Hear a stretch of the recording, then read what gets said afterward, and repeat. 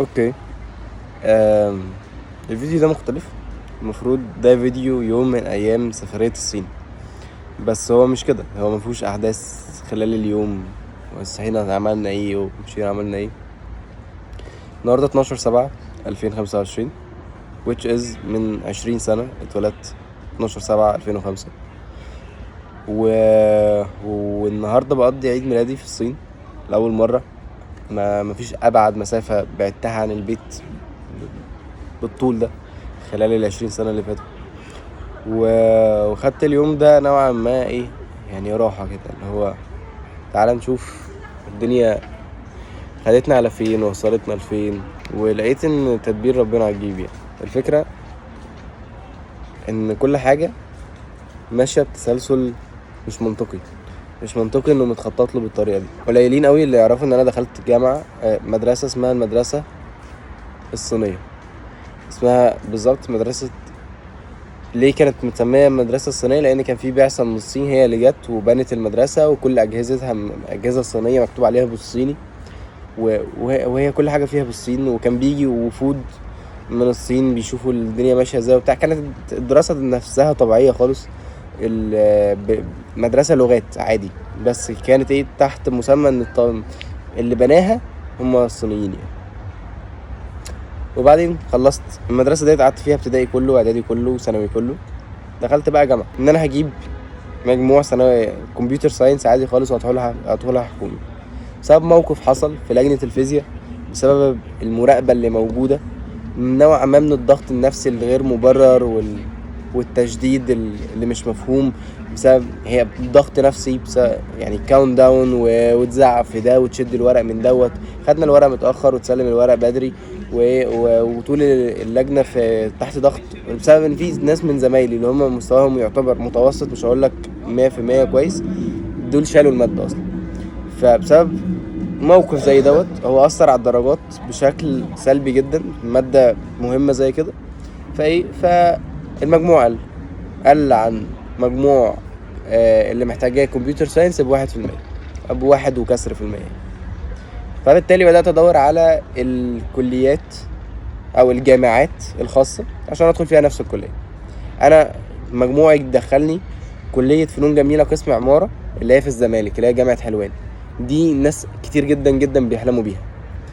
بس ما بين ان انا تحت ايدي حاجة حلوة قوي ناس نفسها تدخلها، بين ان انا اصلا من وانا داخل ثانوية عامة انا حاطط ده التارجت بتاعي، وانا من صغري ايه يعني الناس شايفيني هو ده مكان. فبدأت ادور على الجامعات الخاصة اللي بتقدم كمبيوتر ساينس في مكان كويس بسعر كويس في تعليم كويس.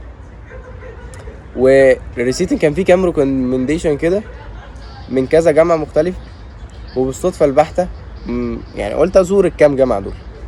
بالصدفة البحتة وانا بزور واحدة من الجامعات ديت الاقي واحد معرفة جواها قابلنا بالصدفة، قاعد يحكي وشكر في الجامعة. هو كان في كلية بيزنس اصلا. طيب هو الجامعة دي فيها كمبيوتر ساينس؟ قال لك لا، ده احتمال تفتح السنة دي واحتمال ما تفتحش. انت ممكن تقدم ورقك ولو فتحت تمام، ما فتحتش تمام. قلنا لا، ما هو لو ما فتحتش انا مش هكون دخلت جامعة اصلا. ما هو انا ورقي هيكون في عمارة، وانا يعني ما كنتش حابب اخد الريسك واكمل في عمارة على طول. يعني مش حاسسها هذه هي المستقبل. طب ايه اللي ممكن ندخله في الجامعة ديت؟ قال لك موجود كلية هندسة قسم سوفت وير، ده ما يعادل حاسبات بس 5 سنين وهيتقال عليك مهندس وبتاع. قلنا تمام، رحنا قدمنا ورقنا في هندسة وخدت اي دي في كطالب في هندسة.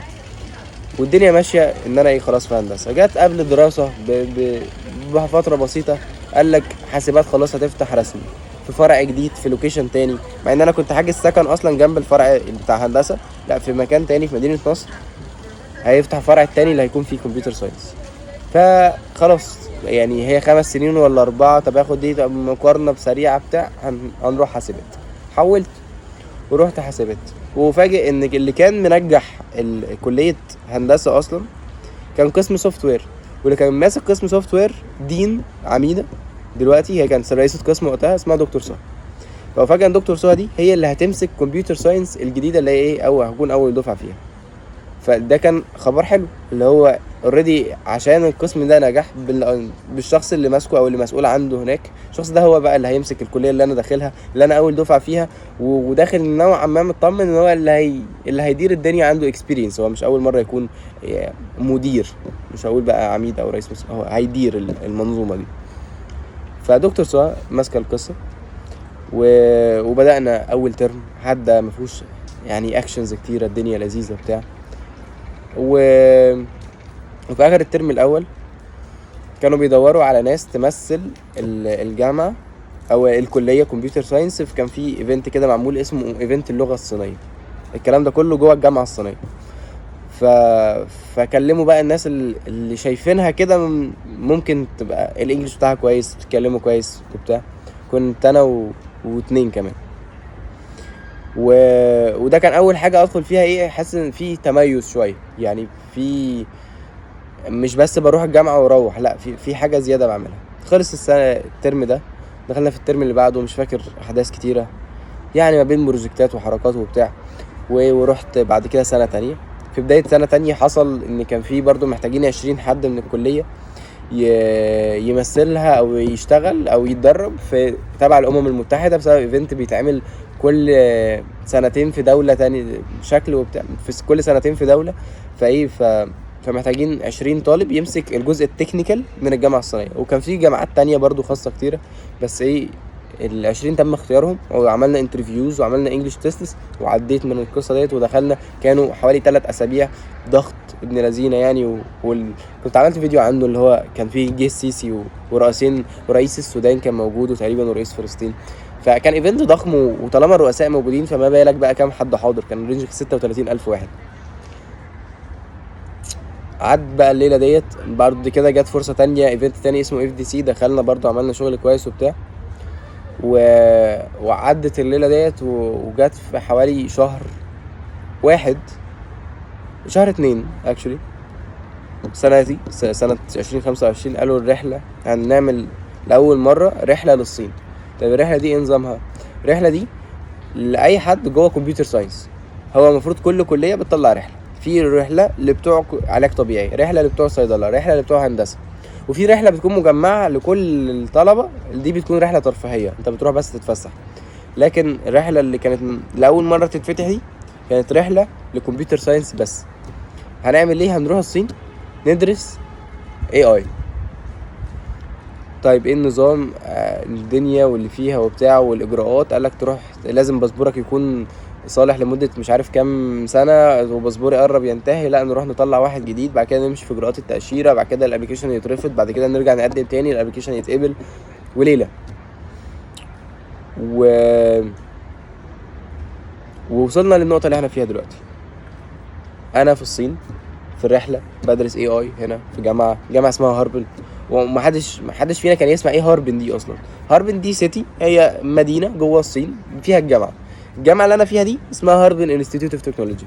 الجامعة دي معمولة من 105 سنة حاجة كده، ومن اكبر الجامعات اللي موجودة في الصين كلها. الصين حجمها حوالي 10 مصر جنب بعضهم، فما بالك بقى بقول لك واحدة. يعني نقدر نقول الصين اكبر، ده مش نقدر نقول، دي معلومة حقيقية، اكبر من صحراء افريقيا. متخيل؟ مش بقولك روح صحراء افريقيا، اسمها مش عارف الصحراء العظمى او كده. فهي بلد عملاقة، كل مدينة فيها دولة لوحديها. فرحت الجامعة دي، جامعة هاربن دي بقى. بعد شوية سيرش لقيتها زي ما قلت لك من اكبر الجامعات في الصين وبتاع. لدرجة ان انا كان ليا اصحابي من شنغهاي وبتاع، كنت قابلتهم في مصر قبل كده، الصينيين، اتعرفت عليهم وقال لهم انا رايح هاربن، او هي اسمها النطق الصح هاربين.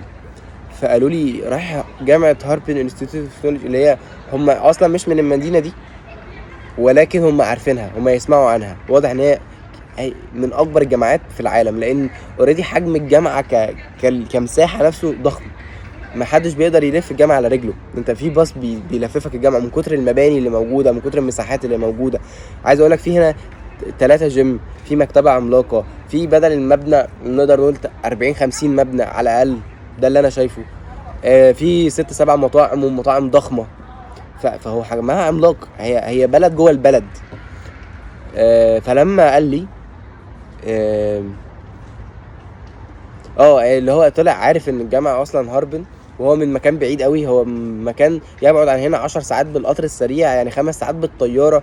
يعني كأني بقول لك على اسم جامعة في لبنان مثلا، او في السعودية او في الامارات، فهي كأنها بعد المسافة انها في دولة تانية، فهي مسمعة، فواضح ان هي حاجة كبيرة قوي. فجينا الجامعة والايام بتعدي، وبصور كل حاجة، وبينزل فيديوز كل يوم وبتاع عن الحياة هنا وبتاع، و... وخطة ربنا ماشية بترتيب غريب. يعني في احتمال ان يكون لينا نيكست بروجرام تاني في نفس الجامعة في هاربن هنا. جامعة رهيبة، انا مش متخيل الحياة هرجعها في مصر ازاي. يعني الجامعة هنا، هم مش بقولك بقى الجامعة، البلد هنا متقدمة بشكل ان هو كل حاجة ماشية تكنولوجي، كل حاجة ماشية بالموبايل، بنزل بالموبايل بس، مش محتاج محفظة ولا كارت ولا اي حاجة غير موبايلي بعمل ايه؟ بدفع بيه، ووشي بدخل بيه اي مكان. يعني انا بدخل باب الجامعة بوشي، بدخل باب السكن بوشي، هو فيس اي دي مش فينجر حتى، هو بس الوش. فبتفتح المدارك قد ايه الدنيا بره شكلها مختلف، قد ايه ان في ناس هنا هي ده حياتها الطبيعية، هي ناس هنا هم ده العادي. فوارد جدا خطوة زي كده تفتح بقى بعد كده حاجات تانية، وده بنسبة كبيرة هيحصل. بس لما نيجي نرجع لأول الستوري، اللي هو دخلت جامعة مدرسة الصينية، وبعدين أنا جيت هنا. أنا النهاردة عندي 20 سنة بالظبط في الصين. ما تفهمش ايه علاقتي بالصين، ومش عارف ليه مصدفة معايا الصين كل شوية والصينية ومش عارف ايه. بس هي خطة كده، هي الخطة كده وماشية كده. انا مش شايف ان انا هعيش في الصين في وقت من الاوقات خالص، يعني علشان صعوبة في الاكل، صعوبة في درجة الحرارة، رطوبة عالية جدا، فمش البلد اللي هكمل فيها حياتي ابدا يعني. بس هي فتحت لي مدارك. ف فايا كان بقى، يعني اي فيز تقف عندها في القصة وتشوف وانت مش عارف ايه اللي هيحصل قدام، بتبقى شايف الدنيا ضبابية بشكل ابن لذينه. لما تبقى في ثانوية عامة وبسبب درجة وطلعت نتيجة اقل من ب1% من اللي دخلك جامعة حكومية، طب افرض جبت ال1%، افرض لجنة الفيزياء مشيت تمام ودخلت كلية حكومية عادي، ولا جامعة عين شمس، ولا جامعة اي حاجة، هل كنت هتبقى هنا النهاردة؟ هل الاكسبيرينس دي هتتكون عندك؟ هل النهاردة ده هيبقى طريقة تفكيرك؟ هل الناس ديت كنت هتتعامل معاهم؟ 100% لا. طب هل اوريدي لو كنت رحت عين شمس او اي جامعة حكومية، او حتى لو جامعة تانية غير الجامعة الصينية، في حاجة كانت مستنياني هناك وانا ما رحتهاش؟ يعني كان هيبقى في اكسبيرينس احلى من دي، هيبقى في تجارب تانية وناس تانية مستنياني، وممكن تكون سفرية لدولة تانية اصلا. يعني انا كان يعني قدامي منحة خصم 50% على المصروفات في جامعة السويدي، وبالصدفة البحتة قابلت حد خد نفس المنحة من فترة قصيرة، وطلع في نفس الوقت اللي انا فيه في الصين، هو دلوقتي في فرنسا. فهل انا مثلا عشان قرار خدته ان انا هدخل الجامعة الصينية مش الجامعة السويدي خسرت ان انا كنت زماني في فرنسا دلوقتي مش في الصين؟ وارد. بس اللي متأكد منه هو في حاجة جاية بعد كده هي مترتبة على اللي انا فيها دلوقتي، وهو في نصيب. يعني هو نصيبك كده. هو ما فيش حد بياخد كل حاجة، ما فيش حد بياخد اقل من نصيبه. بس النقطة ديت حاسسها محورية نسبيا. 20 سنة ده مش رقم صغير ومش رقم كبير، بس تسلسل الاحداث هو اللي غريب. دي مش احسن سيناريو ممكن حياة الواحد يمشي بيه عادي. ممكن كنت قدمت على منحة مثلا في الجامعة الامريكية ودخلت الانترفيو، بسبب برضو 1% معرفتش ادخل الجامعة الامريكية. بس بص السيناريو ده مش ازاي. اللي دخلوا نفس المنحة في الجامعة الامريكية بعدها بسنة واحدة المنحة دي اتشالت من كل حد دخلها. يعني هو المعونة الامريكية قالت لا، احنا هنكنسل المنحة ديت، المنحة دي مش هتكمل. فبالتالي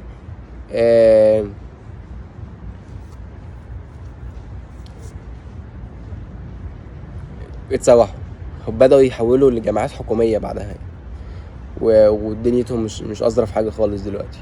فمثلا دول 3 سيناريوهات: جامعة السويدي، جامعة الصينية، جامعة أمريكية. في سيناريو كان رابع إن أنا أكمل في فنون عمارة، ما اعرفش بقى كان ايه اللي مستنيني هناك، وتعرفت على ناس هناك ورحت كذا يوم وبتاع، وكان موضوع ممتع جدا عامة في عمارة. ف فهي مترتبة كده، ما نزعلش على اللي فات، بالعكس بنعيشها بأقصى درجة من الاستمتاع أو الرضا، اللي هو ده الوضع، هات بقى آخره، شوف ايه أقصى حاجة ممكن تعملها واعملها، سواء بقى في دراسة، سواء في لعب، سواء في مغامرات. يعني امبارح قريت كوت كان مكتوب كده على حيطة من الحيطان اللي في الجامعة، قال لك your life is so important to be ordinary، حاجة كده يعني. ما معناه يعني حياتك أهم بكتير أو أقصر بكتير actually من إنك إيه، إنك تعيشها عادية. لا، حياتك الحق عيشها أيا كانت بقى إيه هي، ما تخليهاش عادية، ما تخليش حد يزعلك. الموضوع أبسط من كده. وأيا كان الوضع تأقلم، وصدقني موضوع التأقلم ده مهم بشكل مش طبيعي. تتأقلم على المكان اللي انت فيه، وكده كده مفيش مكان هتفضل فيه طول حياتك، الأماكن هتتغير. بس انت هتقعد في كل مكان فترة معينة من الوقت، حاول بقى تستغلها بأقصى استغلال. بس 20 سنة، مش عارف ايه اللي جاي السنة الجاية ولا السنة اللي بعديها، 5 سنين جايين هبقى فين، و10 سنين يا الله، بعد 20 سنة هبقى عامل ازاي. الوقت بيعدي بسرعة قوي، فبنحاول نلحقه، مضيعش ايام، مبقاش في يوم عدى وما تقدرش تكتب كده في التو ليست انا عملت كذا، حتى لو مش انجاز. يعني مش لازم تبقى كل حياتك كورسات ومحاضرات، لا، انت ممكن تكتب بس انا اتفرجت على فيلم جديد النهارده وعجبني وفهمت منه كذا مثلا، يا عم رحت السينما النهارده واستمتعت. ما يبقاش بس حياتك كلها على التيك توكس، على الشورتس. اصلا انت طول ما انت ماسك الموبايل انت مش بتعيش حياتك، انت بتشوف حياة ناس تانية بتعمل فيها ايه، زي ما انت بتشوف الفيديو ده دلوقتي. ف سيب التليفون واعمل حاجة، ايا كانت الحاجة دي مهمة او لا، بس اسمك على الاقل بتعيش. بس وربنا يستر على اللي جاي، مش عارف الدنيا موداني لفين، بس خير. يلا سلام.